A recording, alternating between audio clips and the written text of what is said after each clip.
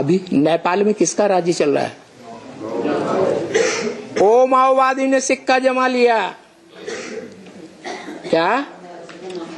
वेद के नेपाल, वेद के ब्राह्मणों की दुनिया में भी जो नई दुनिया का फाउंडेशन डालने वाले ब्राह्मण हैं, उस दुनिया का भी जो संगठन की जमात दिखाई पड़ती है, उसमें जास्ती भरमार हो गई है उन लोगों की जो महाकाली की भुजाएं बनने वाले हैं। क्या? देखने में तो आते हैं कि भगवान बाप को सरेंडर हो गए, लेकिन कागज में सरेंडर हुए।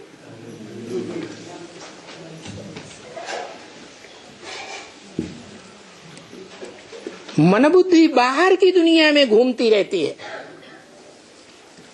और ऐसों की संख्या ज्यादा है या कम है? बहुत ज्यादा है।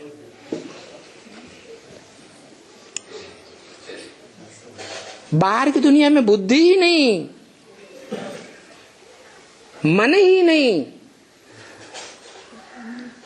तन से भी आपस में लगाव झुकाव में आते रहते हैं। ये फाउंडेशन बेसिक से ही चल रहा है। बेसिक में भी बाबा बोलते थे,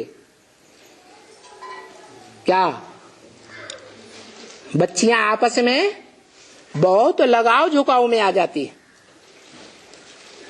तो बेसिक रूप छोटा होता है और एडवांस बड़ा रूप होता है। तो एडवांस में लगाव झुकाव में आने वाले भी एडवांस हैं।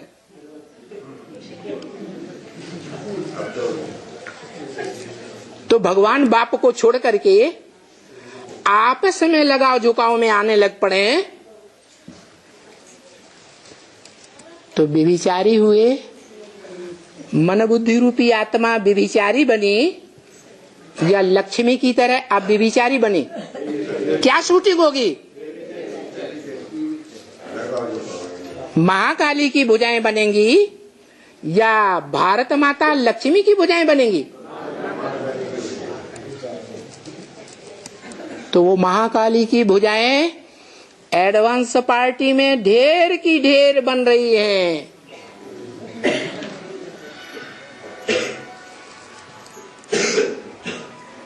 इसलिए बाबा को बोलना पड़ा। क्या? जो व्यभिचारी धर्म होते हैं उनकी संख्या ज्यादा है कि अव्यभिचारी सूर्यवंशियों चंद्रवंशियों की संख्या ज्यादा है? जो व्यभिचारी धर्मों में भारत के देवता सो हिंदू बनने वाले कन्वर्ट होते हैं, उनकी संख्या ज्यादा है, या जो कल्प वृक्ष के सीधे तने में ऊपर जाते हैं, न दाईं ओर के धर्मों में कन्वर्ट होते हैं न बाईं ओर के धर्मों में कन्वर्ट होते हैं, उनकी संख्या ज्यादा है। दाएं और बाएं धर्मों में जो विधर्मी विदेशी हैं, उनमें कन्वर्ट होने वाले आत्माओं की संख्या बहुत ज्यादा है। और उनके बीज कहाँ है? कहाँ है? ब्राह्मणों की बीज रूप आत्माओं में वो आत्माएं भरी पड़ी हैं, जो व्यभिचारी दृष्टि वृत्ति वाली है। सिर्फ दृष्टि वृत्ति वाली नहीं, कर्मेंद्रियों से भी कर्म में आ जाते हैं।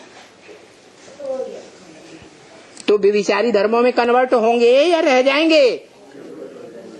जैसी शूटिंग करते हैं वैसे ही बनेंगे या नहीं बनेंगे? हैं? उनमें कन्याओं की ही बात नहीं है, माताओं की भी बात है। दुनिया के सामने कहती हैं हमें पति परमेश्वर बड़े थे बड़ा भगवान बाप मिल गया।